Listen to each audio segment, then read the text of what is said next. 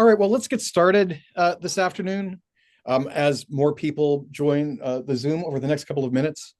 I'm really pleased to be hosting this webinar today. I'm Eric Langenbacher. I'm a senior fellow and the director of the Society, Culture, and Politics program at the American German Institute, as well as being a teaching professor in the Department of Government at Georgetown University. And today's webinar is all about a brand new book that is out.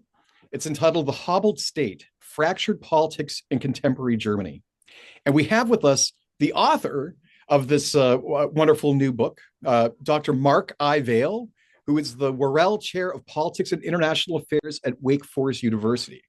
His research focuses on the comparative political economy of advanced industrial countries, with a particular emphasis on social and economic policy, industrial relations, political institutions, as well as the role of political ideologies in Western Europe.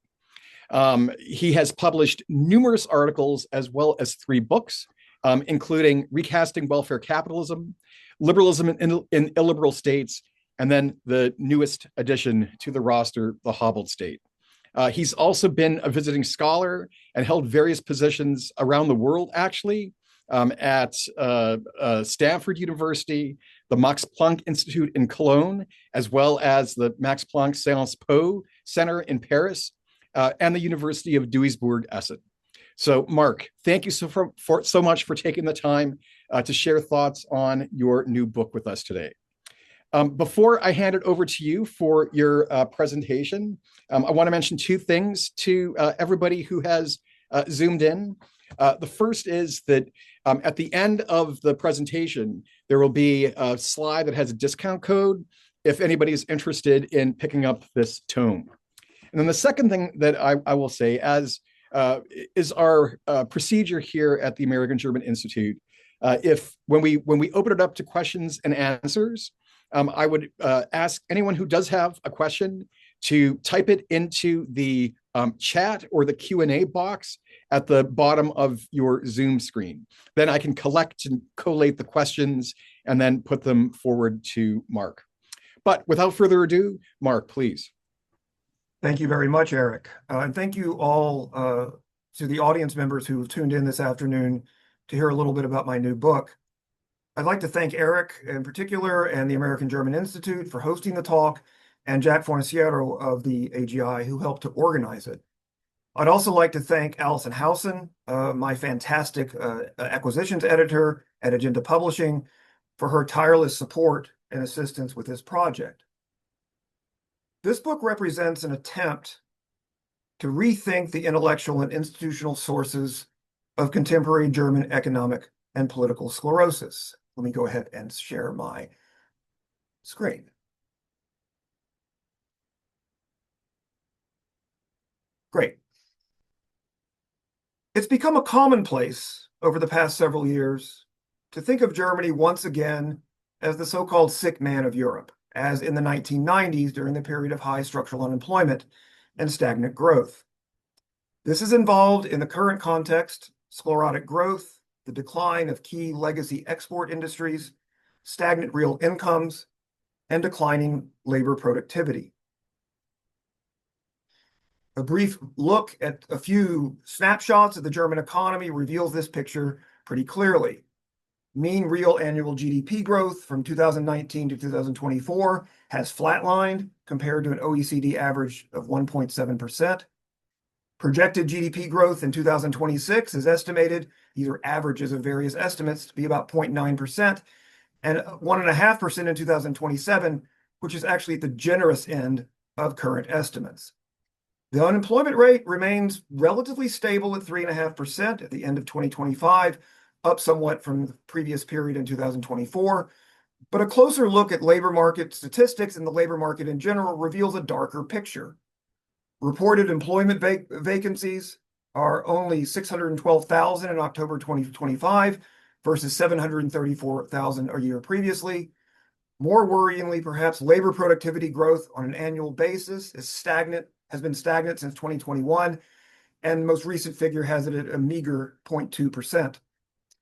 Manufacturing employment growth, the sort of core engine of the German export model, on an annual basis actually declined at the end of December 2025 to negative 0.2%. So the contours and depth of German economic decline are relatively clear.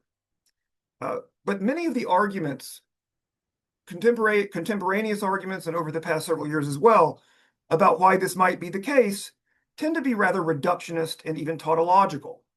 Fiscal austerity, which I'll talk about a bit later in the talk, which is sort of explained as one of the major factors behind German economic stagnation, is viewed as both being a cause and a consequence of German economic sclerosis. German culture, painting with a very broad brush, is said to be risk averse, etc. And there are other sort of somewhat lazy characterizations of Germany that ostensibly explain this economic data. Austerity is often also attributed to the trauma of the Weimar Republic's hyperinflation in the early 1920s. These are arguments often made by assertion without much, if any, evidence. With the exception of arguments about Weimar, moreover, these narratives tend to start their accounts in 1945. German political reticence and risk aversion are almost entirely said to be or explained as legacies of the Second World War. This is the Stunde Null, or zero-hour hypothesis, according to which Germany, with some exceptions, wiped the slate clean in the 1940s, leaving far behind the legacies and trauma of the Nazi barbarism in the war, and becoming a beacon of liberal democracy, stable politics, and economic prosperity. According to this narrative, the repudiation of the horrors of the Third Reich, as well as the tight alliance under Nazism between the state and large industrial magnates, informed a repudiation of anything smacking of militarism or mercantilism. Though it acknowledges the importance of many of these factors, of course, the book takes a somewhat different tack. It locates the roots of Germany's stagnation ultimately in the late 19th century, during the period of late unification and late industrialization. It focuses in particular on tensions between two prevailing political traditions that arose during this period, and associated modes of governance. I'll talk about those in a moment.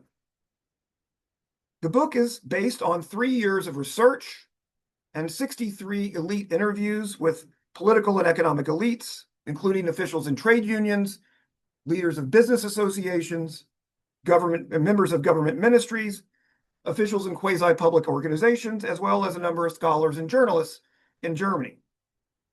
The book, then, as I've said, begins with the empirical puzzle of German stagnation. How can it be that one of the world's largest economies, and for decades one of its largest exporters, and for decades also one of Europe's largest and strongest economies, could fall so quickly into a period of prolonged stagnation and dysfunction? One answer to this question, or at least a partial answer, involves an examination of the contours of Germany's export-led growth model, which has been a great historical asset and has, I argue, become something of a contemporary liability. As Lucio Baccaro, Mark Blythe, and Jonas Pontussen in their masterful book Diminishing Returns in 2022 point out, exports have long been central to Germany's export-led growth model. Jan Ottmann Hesse has characterized Germany, in its own self-image at least, as the Export-Weltmeister. These are, or the export world master of exports, concentrated particularly in high value-added manufacturing.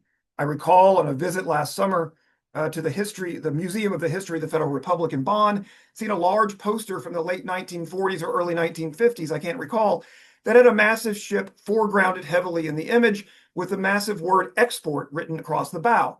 And a political slogan underneath it. This has long been central to Germany's self-conception.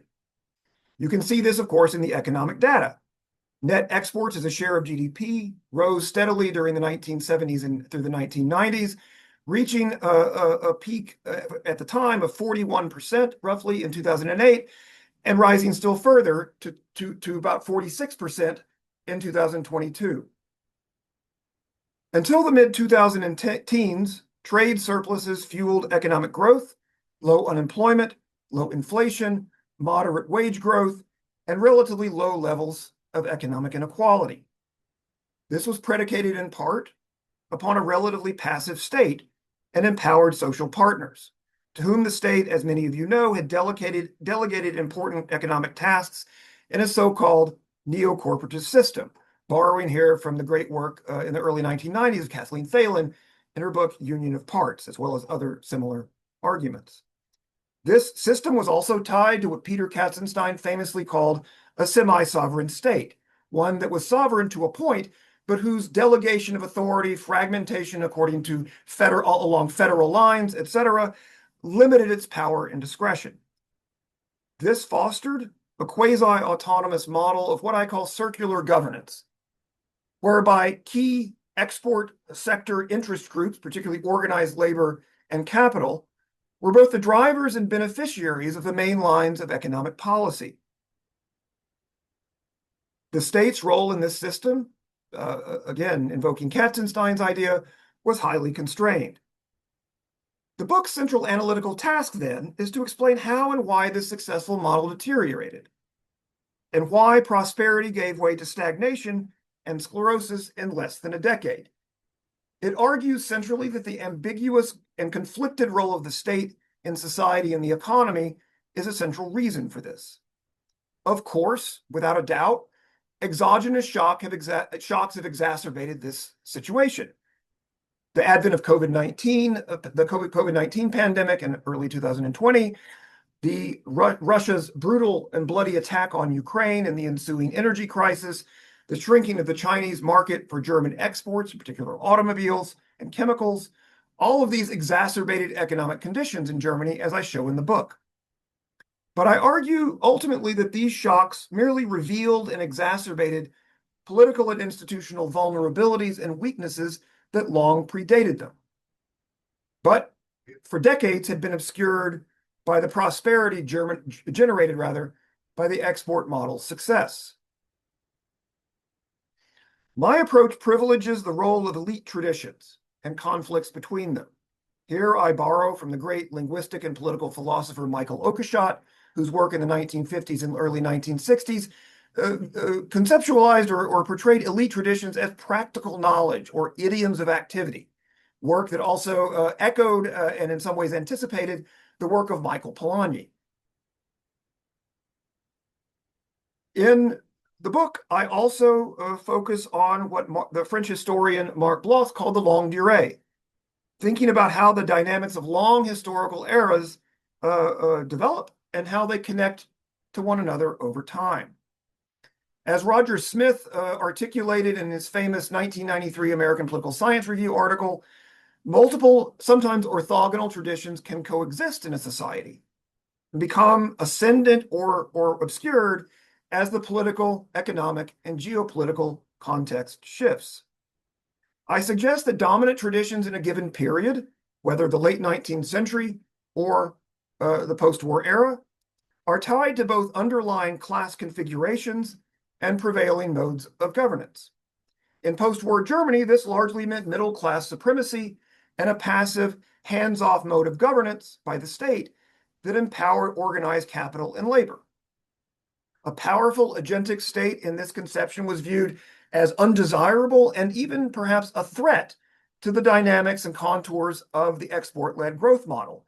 Here one recalls the reticence or fear on the part of Ludwig Erhard, Konrad Adenauer, Chancellor Konrad Adenauer's economics and finance minister in the late 1950s, of anything smacking of French-style planning or dirigisme. Adenauer and Erhard and their intellectual supporters crafted the post-war social market economy in this image.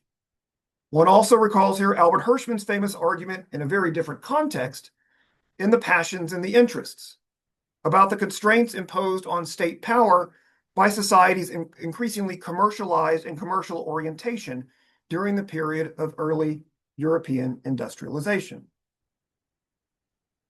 In the German case, I focus on the competing traditions of the Rechtsstaat, which I'll talk about in a moment, and the developmental state. Each, I argue, has rested upon a particular dominant class coalition and has been tied to a particular prevailing mode of economic and political governance. I argue that during the period after the Second World War, the dominant tradition, and one that drove economic success but has since come to hinder German economic adjustment was the so-called Rechtsstaat, or what I approximately translate as the administrative state. Here it's important to point out that this tradition, this conception, this term means much more than the rule of law or the state of rights, as one might infer from a direct translation of the German. In the German case, it also means a state that is conducive to the attainment of the good life for its citizenry, and one that balances and constrains the use of state power. This conception, of course, is also echoed in the work of Friedrich Hayek, as well as intellectual parents of the social market economy, such as Alfred Müller-Almack. The Rechtsstaat was born in the post-unification period in the 1870s, and it privileged bureaucratic rules and coalitional maintenance. It also involved the increasing political subordination of the middle classes, who, according to the famous formulation of Barrington Moore, exchanged the right to rule for the right to make money. It also involved, crucially, as many of you know, the pacification of a restive and sometimes revolutionary working class with a pioneering welfare state, a counterintuitive outcome in reactionary and conservative late 19th century Germany. The Rechtsstaat, as I said, was initially designed to legitimate the new Wilhelmine Reich in the 1870s and 1880s. The welfare state's role in pacifying the working class is one classic example of this narrative. But it was increasingly subordinated during this period to the developmental state, which was driven and sustained by the state's alliance with the landed aristocracy and large industrial magnates. This was increasingly also tied, of course, to military expansion, which became both a key instrument and a beneficiary of Germany's late but very rapid industrialization. During this period of rapid state-supported industrial development, the dominant class coalition centered on the alliance between the landed aristocracy and industry, or a large industry at least, big business, an alliance that Alexander Gerschenkron, in his canonical work Bread and Not Democracy in Germany from 1943, termed the coalition of iron and rye. Tariffs on both agriculture and industrial products were used as the mechanism of subsidization to keep this alliance together, and indeed the glue that held this bargain together over time.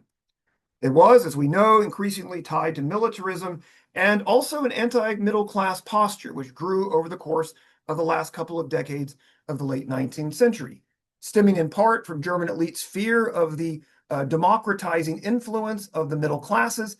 They need only look across the English Channel to Britain several decades previously for an example of that, of the force of that class.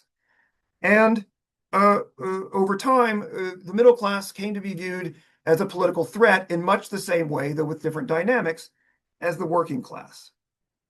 After the demise of Nazism and the cataclysm of the Second World War, the Rechtsstaat reemerged as an active tradition.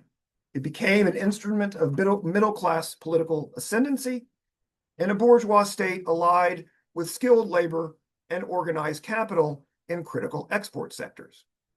Other than in a few contexts, the immediate context after German reunification in 1990, the aftermath of the 2008 financial crisis, the crafting of the original social market economy in the mid to late 1950s. With the exception of these relatively isolated episodes, I suggest the developmental state tradition has been largely dormant, and this largely by design. This has, as I've said a minute ago, and we'll talk a little bit more about later, has been closely tied to fiscal austerity, which has been viewed as a powerful tool to maintain German export competitiveness by combating domestic inflation and maintaining price competitiveness in international markets. In the table on this slide, I have presented in cursory fashion some of the key attributes of these two competing state traditions, the developmental state and the Rechtsstaat. I have classified or characterized these traditions in terms of their overarching goals, their underlying principles, and their favored instruments. In the case of the developmental state, the overarching goals have been economic transformation and structural change. The underlying principles have been agency, power, discretion, and intervention. The favored instruments have been institutional creation and transformation and robust public investment. In the case of the Rechtsstaat or administrative state, The overarching goals have been largely viewed as social peace, coalitional maintenance, political stability, and constraint. The underlying principles have been balance, institutional conservatism, patronage, and protection. And the favored instruments, rather than public investment or state discretion, have been rules, regulations, and subsidization in the form of side payments. In each of the cases that this book analyzes, fiscal policy, labor market policy, energy and environmental policy, and security and military policy, the Rechtsstaat has largely subordinated the developmental state in the post-war era. This worked very well during the post-war export boom, creating what the late great Wade Jacoby once called surplus Germany, whose success rested on global imbalances in trade and financial flows and a massive trade surplus. But over the past 15 years or so, as German infrastructure has crumbled, competitiveness has waned, and legacy industries have struggled, the developmental state mode of governance has been increasingly needed, but largely politically unavailable. This is tied, as I said a moment ago, to fiscal austerity, a term or a concept or a practice which is often dismissed as a fetish or as a cliche from another era, as Joe Stiglitz and Adam Tooze in their 2021 op-ed termed it, in an op-ed in the Die Zeit, focused on their fear of and regret about the probable appointment of Christian Lindner of the FDP as the incoming finance minister of Olaf Scholz's Ampel or traffic light coalition. But far from being a mere cliche or a fetish, it's actually a core feature of the German model rather than a bug. The kind of problem that Mark Blyth has dubbed a software problem within a prevailing growth model, a program that worked well in a different context, but has become outdated and dysfunctional. Here I can't help but recall and mention a bumper sticker that I saw while in Germany a couple of summers ago that said, austerity, it may be a fetish, but it's our fetish. This fetishization or focus on fiscal austerity and fiscal balance underlay also a disproportionate influence of and focus on the microeconomy to the neglect of macroeconomic strategy. This dynamic, I suggest in the book, has undermined adjustment capacity in all four of the areas that I study, but today I'm going to be focused exclusively on fiscal and labor market policy in the interest of time. I'd be happy to answer questions or engage with the other two policy areas that I study in the book in the Q&A. Though there are various measures that one could select to paint this picture, I've chosen two in particular to illustrate the trends and dynamics of fiscal austerity in Germany over time: infrastructure investment and R&D investment as a share of gross fixed capital formation. These are OECD data. As you can see in the case of infrastructure investment, after a spike in the aftermath of unification in the early 1990s, German expenditure on infrastructure investment as a share of GDP has lagged well behind the EU average, a discrepancy that has actually grown over time. In the case of public R&D investment, the tracks are somewhat closer to one another and at one point cross, but since the late 2000s have become increasingly discrepant, with Germany falling significantly behind the EU average.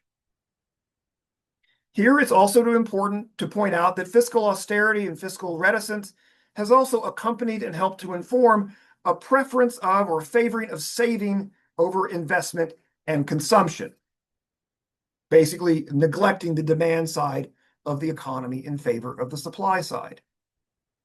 Here it's also important to highlight, of course, the debt brake, the 2009 constitutional measure that set strict annual limits on federal borrowing at 0.35% of GDP and forbade the Länder or regions from taking on any debt at all. This was in part a reaction to the post-2008 fiscal stimulus, which in Germany was actually the third largest in the G20 as a share of GDP, showing that the German state can be activated and can invest when situations call for it. But the debt brake really baked in and rigidified the longstanding commitment to fiscal austerity. There was, of course, an emergency clause whereby the debt brake could be suspended in particular contexts of exigency. This was invoked after COVID-19, for example, in 2020 and 2021. But adherence to the debt brake in all but exceptional times basically hobbled the state and sapped state capacity in Germany over the last decade and a half. To some extent, this problem is institutional and fiscal, a mere matter of the nuts and bolts of the way in which the political economy is governed. But it's also, I suggest in the book, epistemological, stemming from elites' commitment to the Rechtsstaat mode of governance, passive, reactive, and circular, and defending the export-led growth model, seemingly, sometimes at least, at all costs. It was also associated, of course, as I said a moment ago, with an impoverished macroeconomic strategy. Everything, it seems, has been about the micro level in Germany. One canonical and emblematic portrait of this idea can be found, of course, in Peter Hall and David Soskis's canonical Varieties of Capitalism from 2001, which, of course, treats Germany as the epitome of the coordinated market economy, focusing largely on firms, and in which discussions of macroeconomics and the state are conspicuously absent. Some comments that I selected from interviews that I conducted in Germany help to sort of build out this portrait of fiscal policy, of Germany's fiscal policy posture. One member of the Sachverständigenrat, the so-called Council of Economic Experts, a council that in previous times was referred to somewhat sexist fashion as the five wise men of German economic policy thinking. This member said, quote, "The council thinks of itself as absolutely independent and as speaking truth. They view any loosening of fiscal constraints as a slippery slope towards fiscal profligacy." One official in the Ministry of Finance told me, referring in part to himself, that supporters of an unreformed debt brake fear opening Pandora's box. Another official in the finance ministry said even more pointedly, when I asked him a question about the changing role of the state in the German economy over time, he sort of rejected the premise of the question and said the concept of the state is really not at home here. An official at the Hans Buchler Stiftung, which is tied to organized labor, said the debt brake was designed for a non-growing economy. In other words, discounting the prospects that economic growth over time could help restore or retain or maintain German fiscal balance. Perhaps most pointedly, if slightly tragicomically, one FDP member of the Bundestag told me that fiscal restraint is necessary because, quote, Germans are like children who always want more things.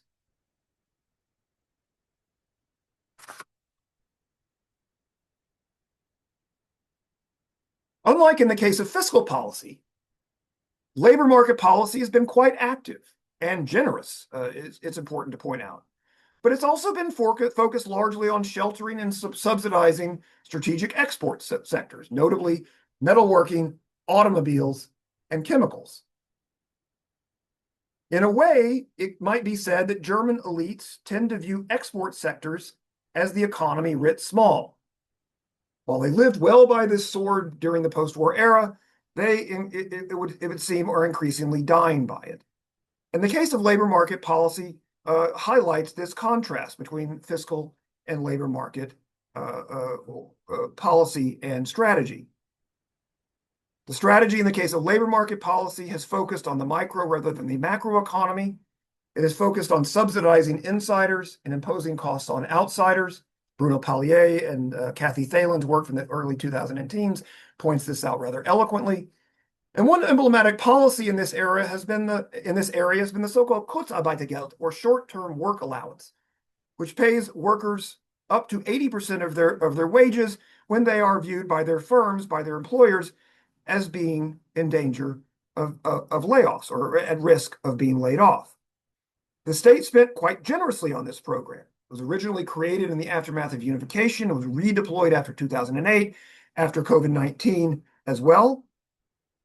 And it even has involved the incurring of massive debts by the Federal Labor Office of the Bundesanstalt, or Agentur rather, as it used to be called, the Anstalt für Arbeit.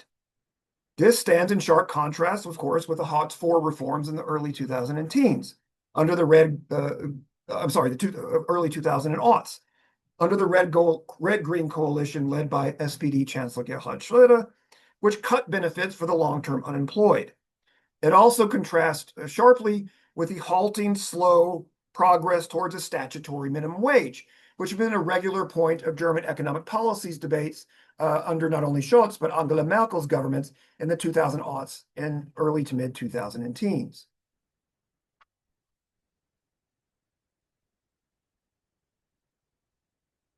Comments from interviewed officials focused on labor market policy revealed this portrait as well, showing the tendency to revert to a sort of Rechtsstaat form of governance, one that is cautious, reserved, and defensive rather than aggressive and farci. One official of the Deutsche Gewerkschaftsbund, the main federation of German trade unions, said Germany has enormous investment needs, but then quickly added, we simply can't allow critical sectors to fail. The microeconomic focus here is crucial. Kurzarbeitergeld, said another official in the DGB, has become a crucial means for responding to economic crises. An official in the labor ministry added that although the Kurzarbeitergeld program was originally used or envisioned as being used in the case of emergencies, it has become a more or less permanent policy, he said. An official in IG Metall said with some regret, the main metalworking union, said with some regret, a dominant principle of union members is risk aversion. And yet another member of the DGB, an official in the DGB, said pointedly, many German elites simply don't want a strong state. So where does this leave us? The stakes could not, it seems, be larger for Europe and for Germany and for the wider European continent as well. The key question here is, what kind of state does Germany need? The central problem is not merely institutional. Yes, German state authority is divided by federalism and the delegation of authority to the social partners, but ultimately I suggest the problem is intellectual and epistemological. One might point as a counterexample to the recent apparent fiscal turn under current CDU Chancellor Friedrich Merz, which one columnist in the FT referred to somewhat awe-stricken as a Damascene conversion. I suggest, for reasons having to do with German elites' view of the economy, that this enthusiasm for the fiscal turn should be viewed, that this enthusiasm for Germany's fiscal turn should be tempered by some skepticism. After all, the debt brake is still in place. Open-ended debt-based financing applies only to defense. The special fund allocated for investment in Germany's yawning infrastructure needs is limited to 500 billion euros over the next decade, an amount that one official in the German Employers Association told me was barely enough to take care of or alleviate deferred maintenance that had accumulated over decades during which late German trains have become a standard set piece in German late-night stand-up comedy. An alternative model here is Mariana Mazzucato's conception of the entrepreneurial state in her book by that title in 2018. This is a state that, despite institutional constraints, which all states have after all, is capable of viewing the big picture and, in her words, of thinking big again. As I show in earlier work, states can and often do negotiate and operate within institutional constraints with very different dynamics depending on the political and economic context. As I showed in earlier work with Darius Ornstein, moreover, the developmental state can operate in advanced industrial societies, not merely limited to less developed societies that are struggling to industrialize. And finally, for those afraid of the impact on more state investment and expenditure and a more robust macroeconomic strategy on Germany's fiscal situation, it's important to recall that fiscal burdens can be mitigated over time from macroeconomic stimulus. In conclusion, I revisit a parable that many of you may know. There are various versions of this story in circulation, the original one of which is probably Persian in origin. One evening, a police officer noticed a drunk man on a sidewalk in a park. The man was looking through the grass and bushes under a lamppost. The officer approached the man and asked what he was doing. "I'm searching for my house keys," he said. The officer offered to help, and the two spent a while looking under the lamppost for the man's keys, to no avail. The officer finally asked, "Where did you last have your keys?" He said, "Oh, yeah, back at my house." The police officer then asked him, somewhat astonished, "Then why are we looking here?" The man replied, "Because the light's better here." Thank you very much. I look forward to your questions and comments.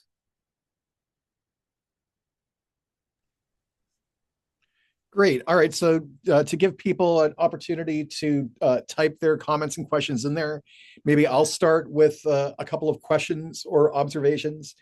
One of the things that I really liked about this book was precisely your focus on the longue durée and the origins of the developmental and the Rechtsstaat traditions back in the Bismarckian Reich, which led me to think that maybe you should have retitled the book and call it The Long Shadow of Bismarck, right? To play with the long shadow of Hitler kind of thing.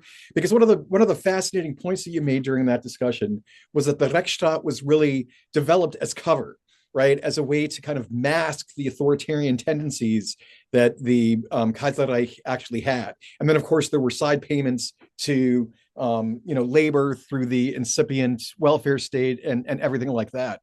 So I guess my question would be, how is it possible, right? And the other thing too is that you made the very other good points about a couple of times in modern German history, the developmental state ethos came back.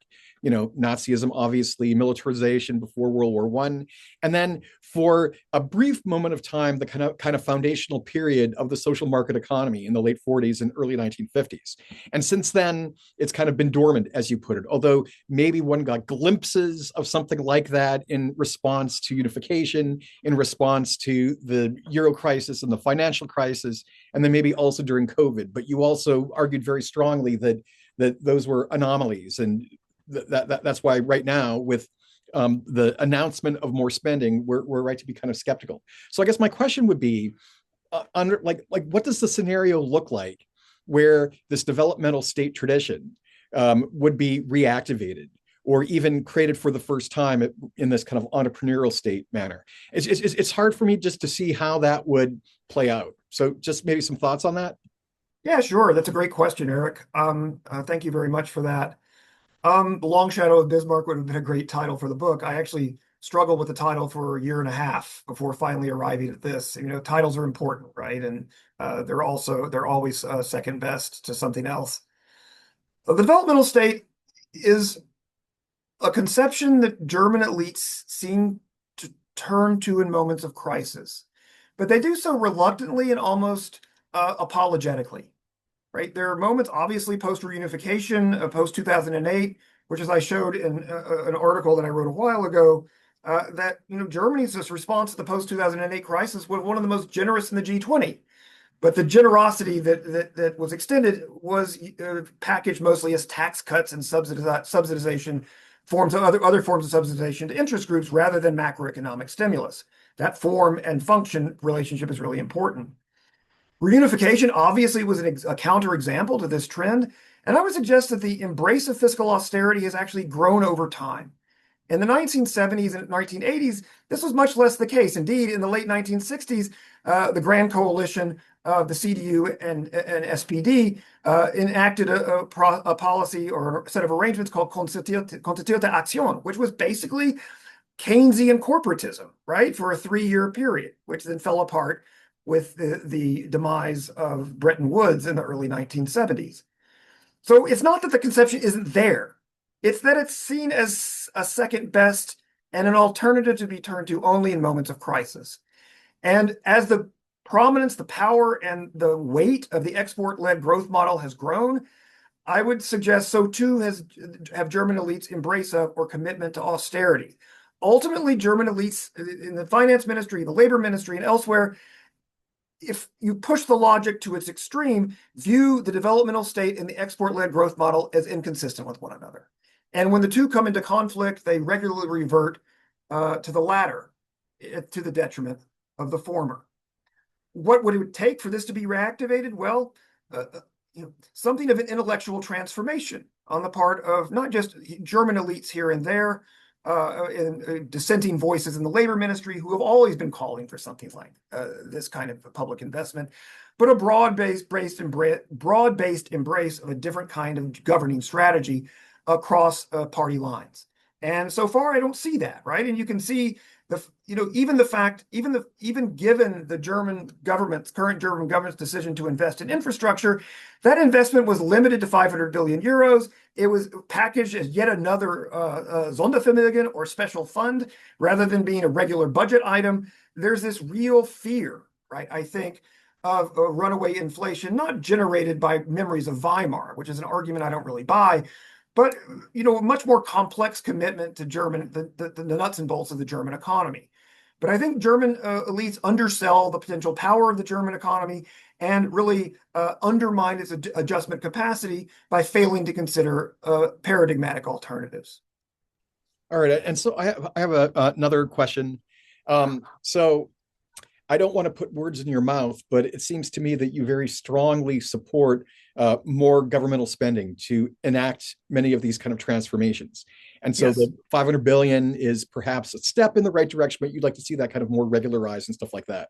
So when I was reading that in the book the other day, I also checked the headlines in the New York Times, and there was a big headline about public debt across the advanced economies, right? And they talked about the 138% of GDP, the debt that the United States has. They talked about France. They talked about Japan.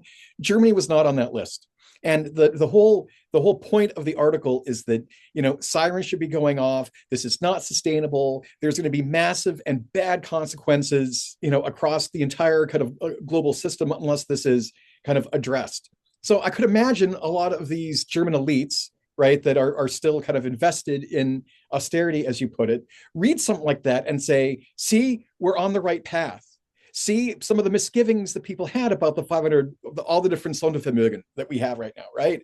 We're kind of justified. So, I mean, how do you reconcile, I guess, these two kinds of positions? One, that Germany needs to spend more, which means the debt is going to go up because they're certainly not going to be able to raise taxes to levels that they would need to. And the fears, the systemic fears that people have from this kind of over-indebtedness. Good question. I read that same article, actually. And I also noted that Germany, I think it was mentioned briefly as a country not confronting the same kinds of limits as, say, France, for example, or the United States. And, to some extent, German elites, those responsible for the German economy have a point, right? One of the reasons they have fiscal room now is because of previous decisions to rein in spending and rein in consumption. But the argument they make now, to the extent that they do, that they have now room to act, well, what are they waiting for? Right? I can't imagine a situation in which economic crisis, not only in Germany, but across Europe and much of the advanced industrial world, has become more clearly systematic rather than episodic. Right? We're now dealing with the challenge of structural change in the United States, in most of Western Europe, in Asia and Latin America as well. So if they were saving their money for a rainy day, it would seem to me it's raining pretty hard at the moment.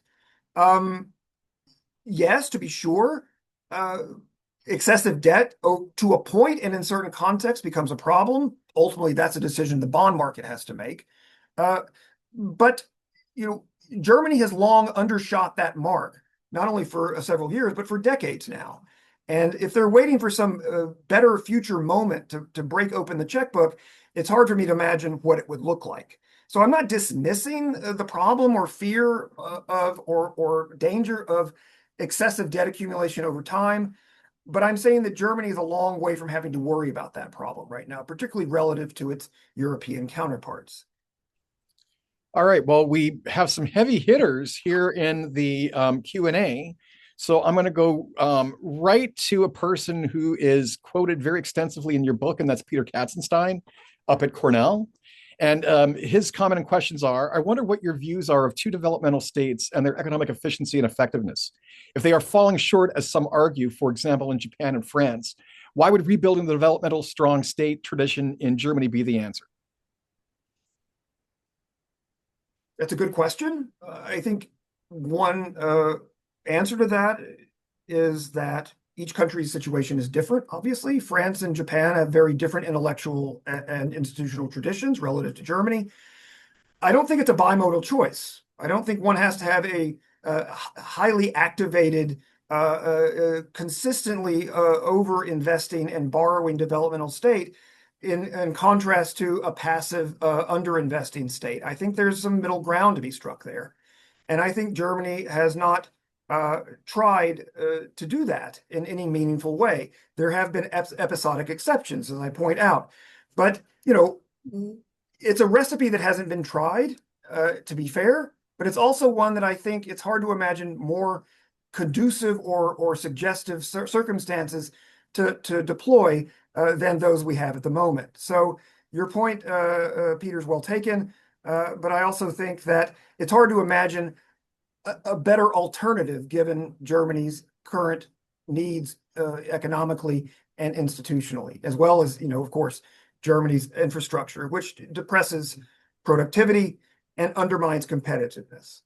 I think also one of the things that those sort of criticizing or the prospect of a more active state fail to recognize is the salutary effects or potential salutary effects of economic growth over time, not only for the German economy, but for the German fiscal balance. And I think that's something that advocates, for example, of an unreformed debt brake fail to acknowledge.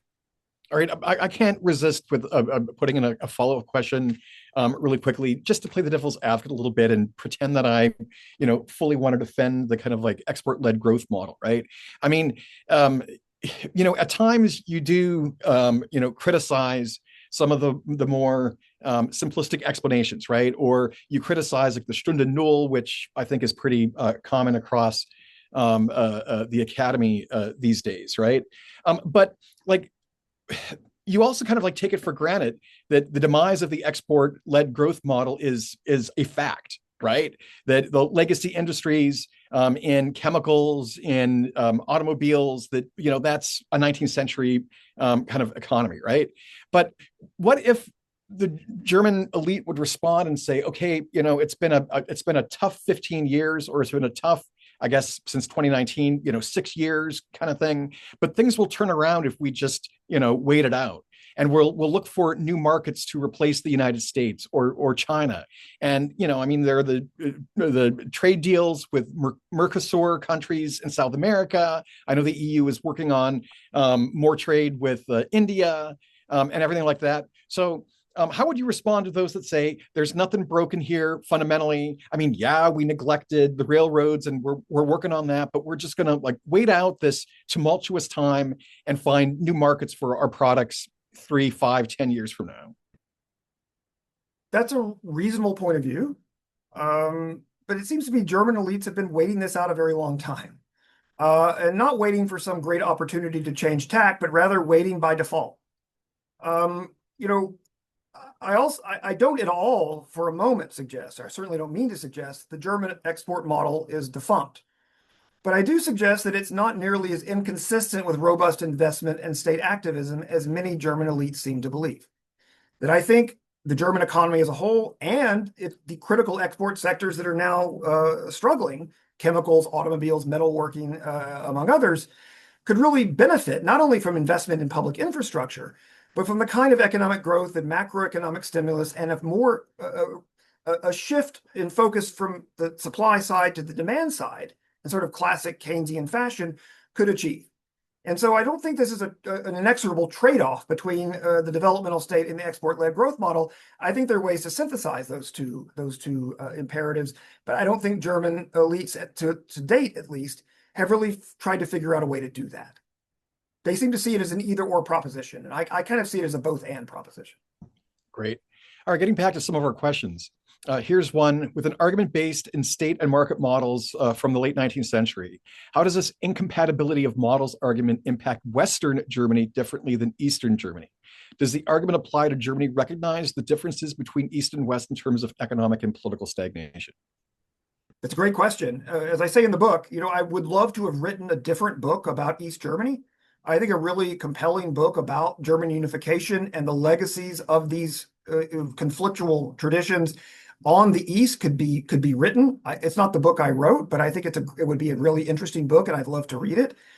I treat Germany somewhat elliptically in the book as sort of parenthetically as West Germany. I think there are a couple of reasons for why that's justified. The first is, the German unification, for all its transformative power and all of its obvious ability to rehabilitate the East German economy to some extent, at least, it was, as Wolfgang Streeck argued in the late 1990s, fundamentally a conservative exercise. I think Streeck said something like, it was a program designed to avoid the social market economy being changed in the process, or something like that. So, yes, the developmental state tradition was to some extent responsible, to the extent that it worked at all, for the East's recovery.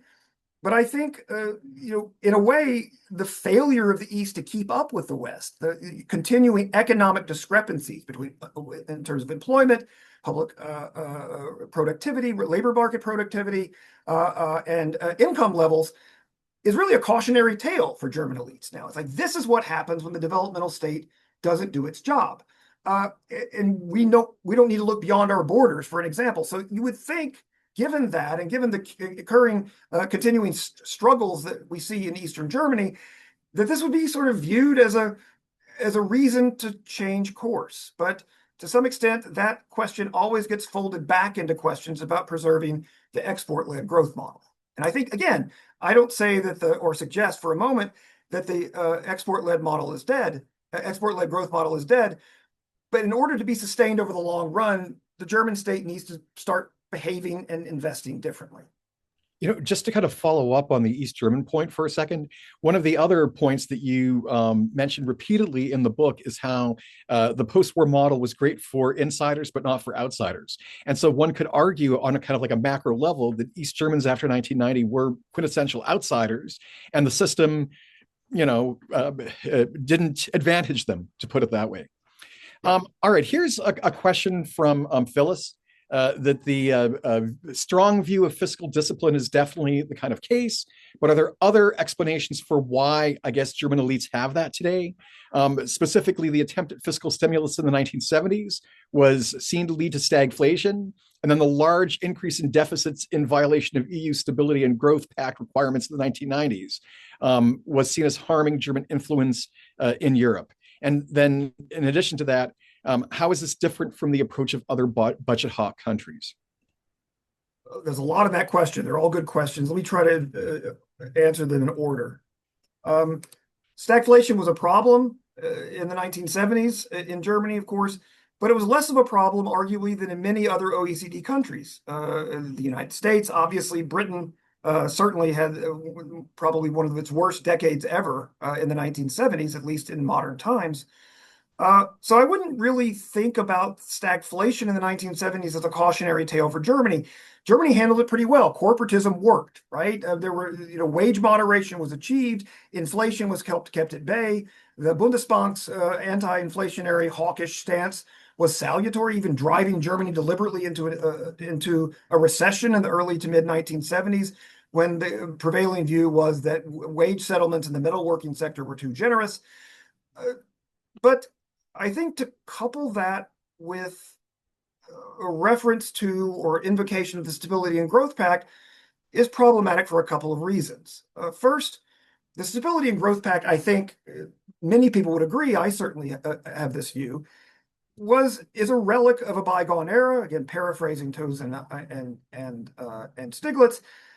And the limits in the Stability and Growth Pact were more or less arbitrary. Right, the 3% of GDP for debt and 60% for deficits and 60% of GDP for debts were basically arrived at in a fairly messy and not very scientific fashion, and one that really discounted the prospects for a robust state. They really actually tried to bake in the idea that the state shouldn't be doing very much in the economy, and those fetters created massive problems, not only in northern tier of Western Europe, but also, of course, as we saw in the Eurozone crisis, for peripheral European countries such as Greece and Italy. So the Stability and Growth Pact, in some sense, I think the problems, the inconsistencies between German policy in the 1990s and early 2000s and the Stability and Growth Pact reflects not a problem with German economic policy at the time, though there were problems, and I think they can be explained. We can find explanations for those elsewhere, but with the Stability and Growth Pact itself, right, which in my view never made much sense. It was long on stability and short on growth. And I think that semantic finessing was part of the rhetorical point. With respect to other European countries, the other part of your question, yes, absolutely, one has to worry about the cumulative effect of debt. But unless the bond market is flashing warning signals, which it certainly isn't in Europe at the moment, and hasn't been for a long time, I think that really becomes a kind of an arbitrary focus as well. I mean, it's only a problem if it's a problem, is another way of putting that. And if it becomes a problem, it's a problem that can be dealt with. But Germany's problems, currently at least, lie elsewhere, and they're deeply rooted, as I suggest in the book. All right, we only have time for a couple more questions, but here's an excellent one. Could the governing coalition also be convinced that additional infrastructural and developmental spending would help shift unsatisfied voters away from the more radical options, such as the AfD, the left, the BSW? Could the shift be pushed by the threat to the SPD and CDU and their relative declining political strength? Yes, is the short answer to that question. Absolutely. In other work that I'm doing with Achim Görres at the University of Duisburg-Essen, on public services and the relationship between perceptions of the performance of public services on the one hand and support for the far right on the other hand, there's a real danger, right? That the failure to provide robust services and robust economic growth over time not only undermines the support for liberal democracy, but helps fuel support for extremist anti-systemic parties like the AfD. Will the current governing coalition move in this direction? I have my doubts, right? Friedrich Merz was one of the only chancellor candidates in recent memory to fail on the first vote in the Bundestag to ratify his role as chancellor, in no small part, it would seem, from insider accounts that can't, I guess, be completely verified, but they're fairly common, from CDU holdouts, basically, who objected to and really feared the apparent turn towards, as they would probably have thought of it, fiscal profligacy. So a government that's hamstrung not by the opposition, such as it is, but by its own membership, is hardly a fertile breeding ground for a transformative shift in an economic policy paradigm. One can continue to hope, of course, and maybe the urgency of combating and undermining support for the far right will light the necessary fire. But so far, I have some doubts about that. All right, well, that flows right into the final question for today, which is the Merz government has paid a lot of lip service to innovation and promoting deregulation and startup/SME culture. How do you see the German government's recent attempts to embrace innovation and potentially grow new emerging tech businesses domestically? One example being the German-French agreement in recent days on startups and capital investment flows.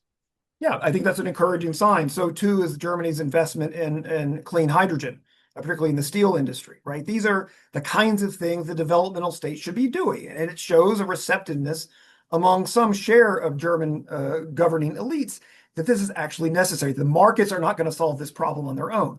This is the problem that needs state strategy and guidance. But the EU is a somewhat cumbersome and creaky apparatus, right? And to the extent that these shifts will rely on Germany's ability to forge bonds and agreements and bargains beyond its borders, there's some reason for skepticism there as well. So again, I think the short answer is great moves in the right direction, indicative of a possible shift in paradigm, but I think the proof will be something we have to look for over time. All right, so that basically brings us to time. I'm sorry if we couldn't get to all of the questions that were there in the chat, but we had really great questions.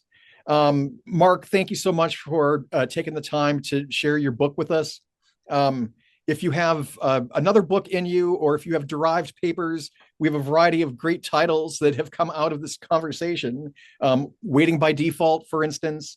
And then I really liked the other one, Long on Stability, Short on Growth. So I hope everybody has a chance to look at this important scholarship. And again, there's the discount code if anybody would like to purchase it for themselves. Anyway, thank you, Mark. Thank you very much, Eric. Thanks to Jack Fornaciero, and thanks to the AGI for hosting this talk. And thanks to all the people who attended remotely. I'm grateful for your being here. Thank you. All right. Bye, everybody.